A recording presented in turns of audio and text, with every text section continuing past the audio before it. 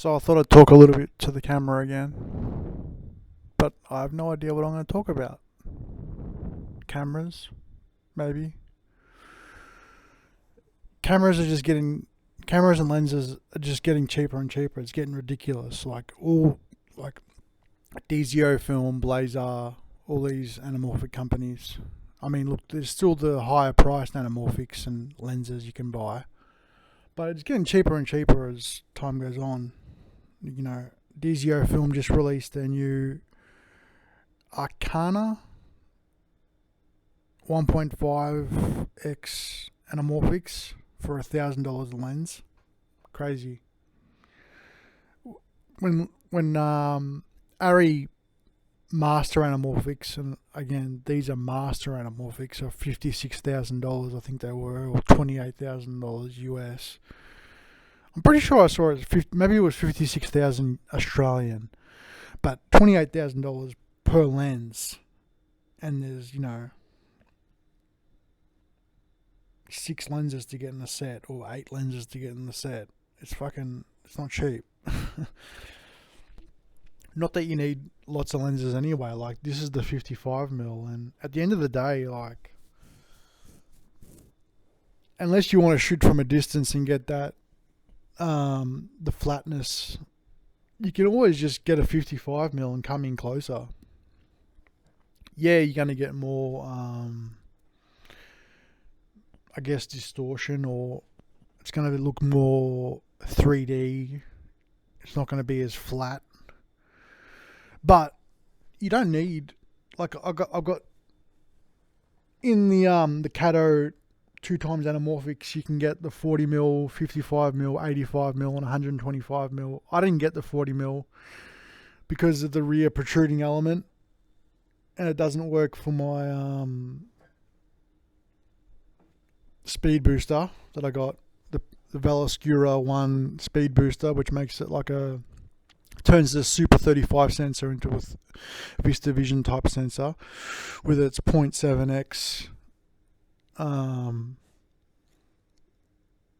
wide angle, or speed. It's a speed booster. It's a 0.7x speed booster, which effectively increases the size of the image plane, or the sensor in this case, essentially.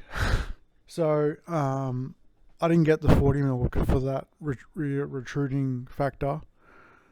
I wonder how the autofocus is going. I got that PD Movie Live Smart Air 4 autofocus. It looks pretty good.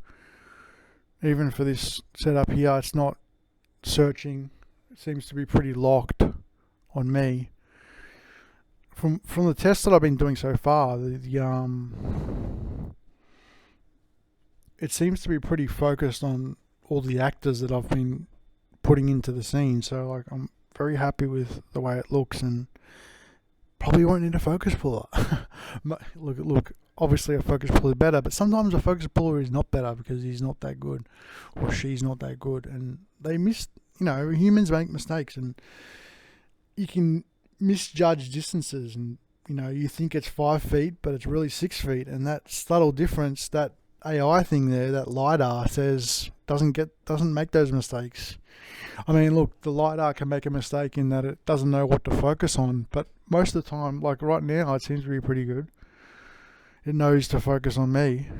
This PD Movie LiDAR seems to be so much better than the DJI Focus Pro from what I've tested on. I didn't like the DJI, so I sold my DJI. I didn't get the Focus Pro, I got the original DJI autofocus, but I didn't like that one at all, so I sold that.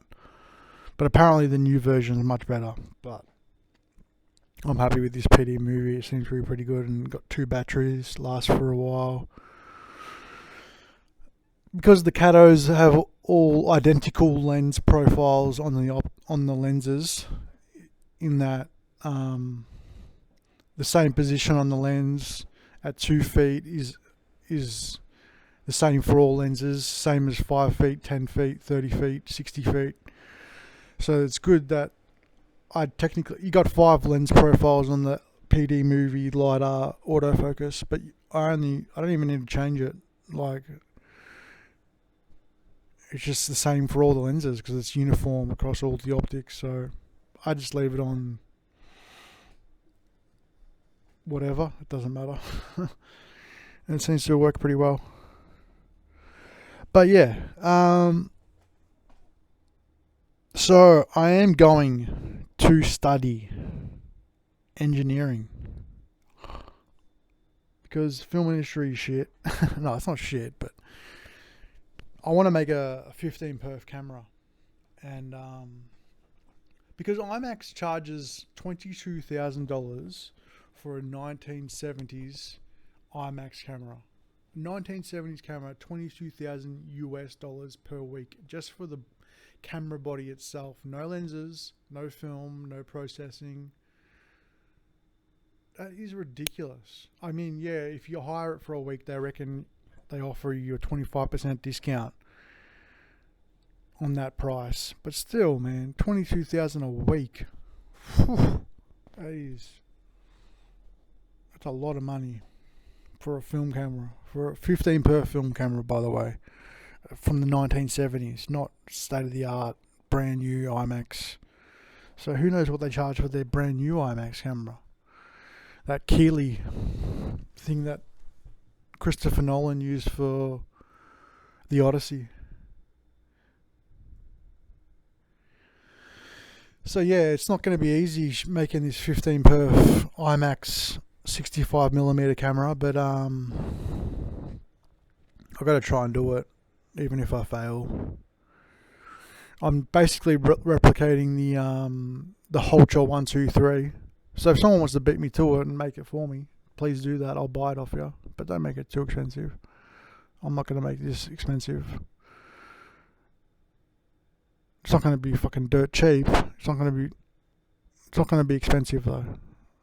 I'm making it just because I want to see more 15 perf. I want to be bleeding 15 perf at the movies. You know, not enough movies are made in IMAX because it costs so much. But it doesn't need to cost that much. Maybe one day it'll be much cheaper. Cheaper cameras. If I can make this cheap camera. It's obviously not going to be an IMAX quality optical eyepiece camera, but it's going to work if I can make it. So yeah, I'll probably title this video Camera Talk 15 perf.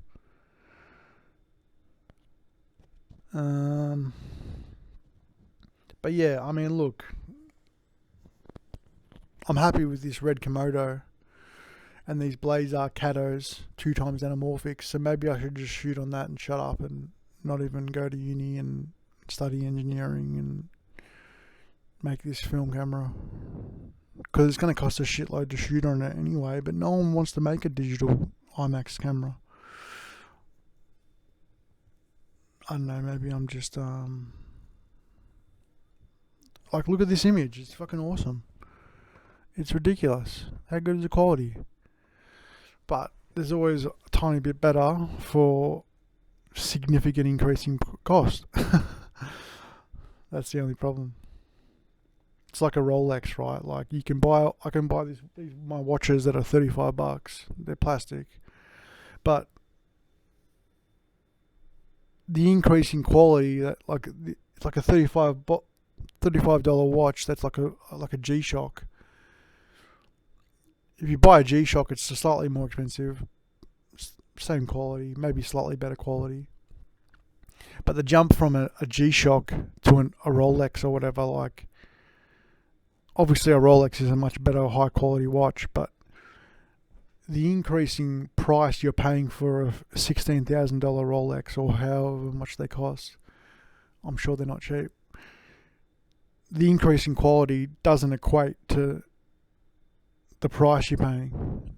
That you're paying so much more for a small increase in quality. But you know, and then it takes someone like Jim Gennard to come along and make Red Digital Cinema. Without Jim Gennard and Red Digital Cinema, the film industry wouldn't be as cheap as what it is today. No way. It takes someone having $1 billion and having to lose a bit to spend, become a millionaire from a billionaire. Not lose all their money, but spend their money.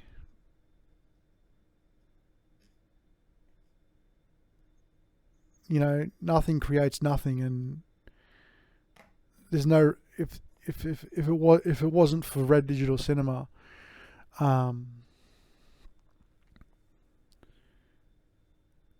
there's no reason for the film industry to start lowering its prices. Like, why would it? It's only when that come along and the camera started to become much cheaper and all these Alexas and Red Ones and Red Epics started to be mass produced, and then now they're old technology, and now you can get a Red Epic for $2,000. That was once $40,000 US.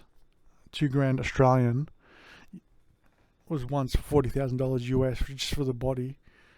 You can get a whole kit for $2,000. Given that the camera's not that as good, and it's much harder to grade and stuff. But anyway, that's neither here or there. It's old technology, obviously, but still, the fact that you can get a camera like that for that price is pretty ridiculous and pretty cool. So yeah, that's about it really.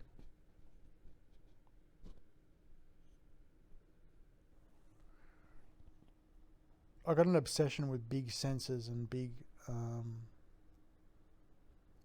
15 per film planes, but it's not necessarily 100% needed. Like, you don't need it, but it does look better. Like when I saw The Dark Knight in 2008 in 15 per IMAX, it just looked 3D.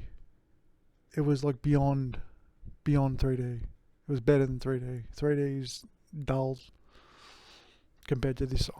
From what I saw in The Dark Knight, seeing Heath Ledger's Joker character hanging upside down in IMAX was just whoa, insane.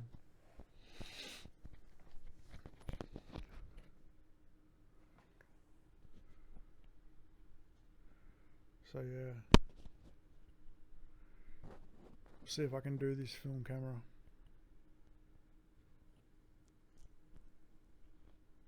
Alright, I'm going to leave it there. Thanks for listening if you listened. And have a good day.